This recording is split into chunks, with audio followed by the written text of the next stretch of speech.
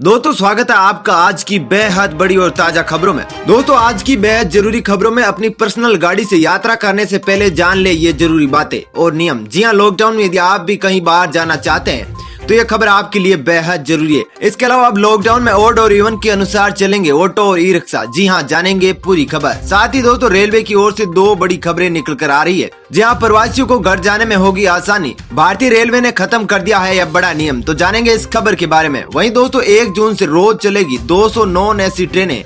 जी हाँ, रेल मंत्रालय ने कहा है कि इसके लिए जल्द शुरू होगी ऑनलाइन टिकट बुकिंग।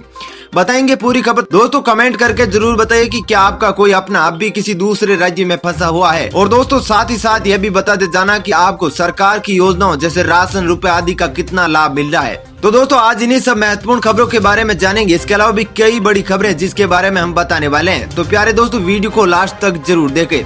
साथ ही दोस्तों बड़ी मेहनत से बनाई इस वीडियो पर एक लाइक जरूर करें और अपने इस भाई को आशीर्वाद जरूर दें, ताकि आपके लिए ऐसी ही वास्तविक और सच्ची खबरें आपके लिए हमेशा ला सकूं। साथ ही दोस्तों हमारे जाबाज कोरोना वीरों के लिए दिल से कमेंट में जय हिंद वंदे मातरम जरूर लिखे। तो चलिए दोस्तों बिना देरी किए फटाफट से जान लेते हैं सभी खबरों को। पहली खबर, बड़ी रात। बिहार में लॉकडाउन में ओड और इवन के अनुसार चलेंगे ऑटो और ई रिक्शा। जी हाँ दोस्तों, बिहार में लॉकडाउन के दौरान सार्वजनिक परिवहन की गाड़ियां ओड और इवन की तर्ज पर चलेगी। परिवहन विभाग के अधिकारियों के सूत्रों के अनुसार ऑटो रिक्शा व ई रिक्शा का परिचालन जिला के अंदर ओड और इवन रजिस्ट्रेशन नंबर के आधार पर किया जाएगा। सोमवार, बुधवार और शुक्रवार को ओड नंबर के वाहन चलेंगे, तो साथ ही मंगलवार, गुरुवार, शनिवार और रविवार को इवन नंबर के वाहन चलेंगे। ऑटो रिक्शा व ई रिक्शा में ड्राइवर के अतिरिक्त मात्र 2 व्यक्तियों के बैठने की अनुमति होगी। आपको बता दें कि टैक्सी, कैब, ओला, उबर आदि का परिचालन जिला के अंदर ही किया जाएगा और उसमें ड्राइवर के अतिरिक्त 2 व्यक्तियों के बैठने की अनुमति होगी। दोस्तों कमेंट करके यह जरूर बताएं कि आपका कौन सा जिला और कौन सा राज्य है, ताकि हम आपके गृह क्षेत्र की ऐसी ही खबरें ला सकें। चलिए दोस्तों जानते हैं अगली खबर। सोने चांदी की कीमतों में हुई भारी गिरावट। जी दोस्तों एक दिन पहले नया इतिहास रचने के बाद आज सोना 895 रुपए प्रति 10 ग्राम सस्ता होकर 46,966 रुपए पर आ गया है। सराफा बाजार में मंगलवार सुबह 10 ग्राम 24 कैरेट सोने की कीमत में भारी गिरावट देखी गई। इससे पहले सोमवार को 10 ग्राम सोने की कीमत ऑल टाइम हाई यानी 47,861 रुपए पर पहुंच गई थी। वहीं चांदी के तेवर भी आज नरम नजर आ रहे हैं। सुबह के कारोबार में चांदी 110 रुपए प्रति किलोग्राम टूट चुकी है। चलिए दोस्तों जानते हैं अगली खबर। केंद्र की राज्यों को सलाह, रेल और बसों की रवानगी को लेकर अफवाह फैलने से रोके। जी हाँ दोस्तों, प्रवासी मजदूरों के लगातार पलायन को देखते हुए गृह मंत्रालय ने उनके सुचारू आवागमन और देखभाल के लिए राज्यों को एक बार फिर दिशा निर्देश जारी किए हैं। जगह जगह भीड़ को देखते हुए मंत्रालय ने कहा है कि रेल व बसों की रवानगी को लेकर ज्यादा स्पष्टता होनी चाहिए, जिससे अफवाह न फैले। प्रवासियों को घर जाने में अब होगी आसानी। भारतीय रेलवे ने खत्म कर दिया यह बड़ा नियम। जी दोस्तों, लॉकडाउन के दौरान दूसरे राज्यों में फंसे प्रवासियों को घर पहुंचने में अब आसानी होगी। उनके लिए अब और अधिक ट्रेनें चलाई जा सकेगी, जिससे वे जल्द ही अपने घर पहुंच जाए। श्रमिक स्पेशल ट्रेन को चलाई जाने के लिए भारतीय रेलवे ने एक बड़े नियम को खत्म कर दिया है, जिसकी वजह से 2 राज्यों के बीच आपसी तालमेल के बाद ही श्रमिक स्पेशल ट्रेन चलाई जा सकती थी। दरअसल भारतीय रेलवे ने नए आदेश जारी कर कहा कि प्रवासी जिस राज्य में जाना चाहते हैं वहां की सरकार से अनुमति लेने की आवश्यकता नहीं है। इससे अब श्रमिक स्पेशल ट्रेनों की संख्या में भी बढ़ोतरी हो सकती है। अगली खबर, 1 जून से रोज चलेगी 200 नॉन एसी ट्रेन। रेल मंत्रालय ने कहा जल्द शुरू होगी ऑनलाइन टिकट बुकिंग। जी हाँ दोस्तों, रेल मंत्री पीयूष गोयल ने मंगलवार रात घोषणा की है कि 1 जून से समय सारणी के हिसाब से रोजाना 200 गैर वातानुकूलित ट्रेनों का परिचालन शुरू किया जाएगा। 1 जून से चलने वाली गैर वातानुकूलित द्वितीय श्रेणी की ट्रेनों के लिए बुकिंग ऑनलाइन तरीके से होगी। हर कोई इस सेवा का लाभ ले सकेगा। भारतीय रेलवे जल्द ही इन ट्रेनों की सूची जारी करेगी और टिकट बुकिंग सुविधा शुरू करेगी। रेलवे इसके अलावा प्रवासी श्रमिकों के लिए भी रेलगाड़ियों की सेवाओं को बढ़ाने जा रहा है।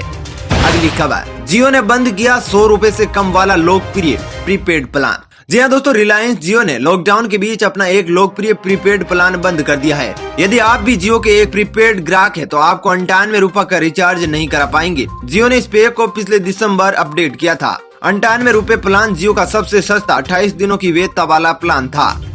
चलिए दोस्तों जानते हैं अगली खबर। IIT दिल्ली का दावा, अश्वगंधा बन सकती है कोरोना वायरस की दवा। जी हाँ दोस्तों, दुनिया का हर देश कोरोना के बचाव के लिए वैक्सीन या दवा की शोध में लगा हुआ है। भारत भी इस रेस में शामिल है। इसी दिशा में IIT दिल्ली और जापान के national institute of advance industrial science and technology ने एक साझा शोध किया है।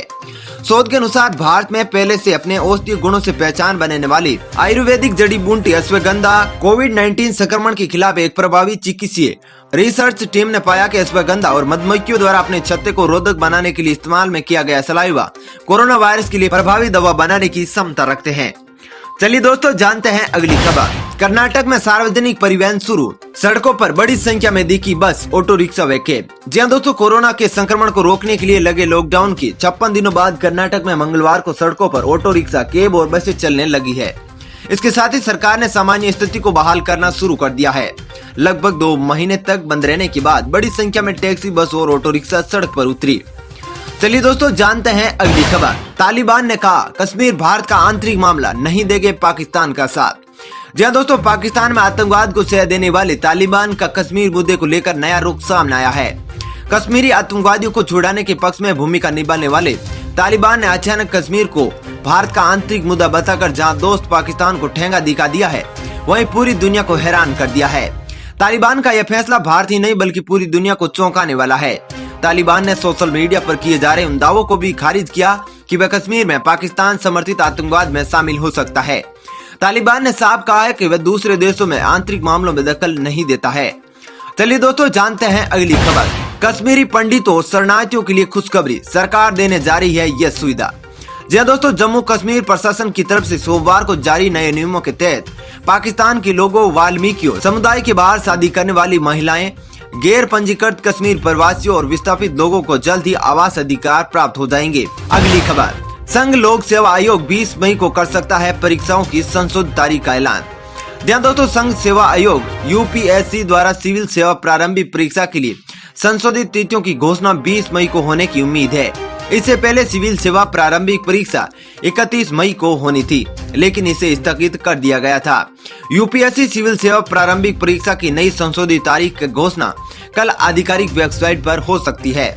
चलिए दोस्तों, जानते हैं अगली खबर। यूपी सरकार ने जारी की लॉकडाउन के चौथे चरण की गाइडलाइन। जी हां दोस्तों, उत्तर प्रदेश सरकार ने सोमवार रात उत्तर प्रदेश सरकार ने लॉकडाउन 4 के लिए दिशा निर्देश जारी कर दिए हैं। लंबे लॉकडाउन के बाद इस बार सरकार ने प्रदेशवासियों को राहत देने का फैसला किया है। साथ ही सरकार ने अर्थव्यवस्था को पटरी पर लाने के विचार में भी कई अहम फैसले लिए हैं। अगली खबर, लॉकडाउन के बीच आई राहत भरी खबर, 26 मई से शुरू हो सकती है दिल्ली की विमान सेवा। जी दोस्तों, उत्तर प्रदेश में कानपुर के चक्केरी एयरपोर्ट से 26 मई से दिल्ली के लिए विमान सेवा दोबारा शुरू हो सकती है। कोरोना महामारी के चलते देशव्यापी लॉकडाउन के दौरान देश के सभी घरेलू उड़ानें बंद कर दी गई थी।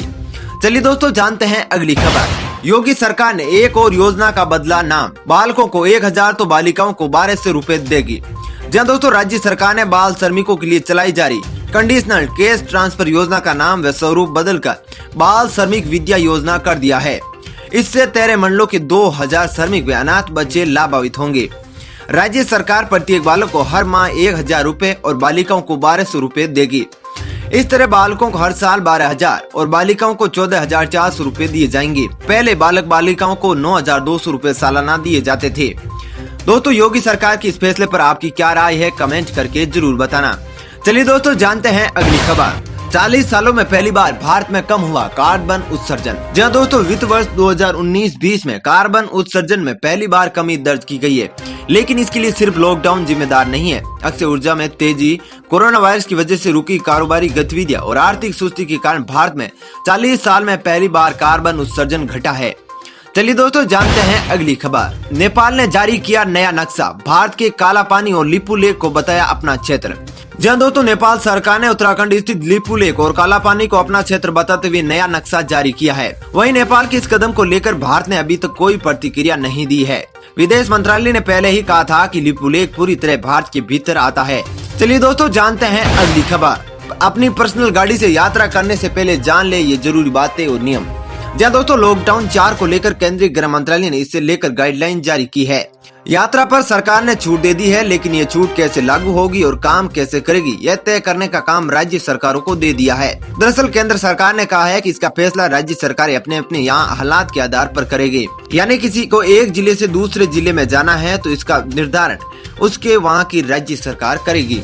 दोस्तों फिलहाल इस वीडियो में इतना ही। ऐसे ही खबरें देखते रहने के लिए आप हमारे चैनल को सब्सक्राइब कर सकते हैं। साथ ही दोस्तों यदि आप भी हमारी मेहनत को सपोर्ट करना चाहते हैं तो इस वीडियो को लाइक और शेयर कर सकते हैं। और वीडियो के बारे में आपकी जैसी भी राय हो कमेंट करके जरूर बताना। धन्यवाद।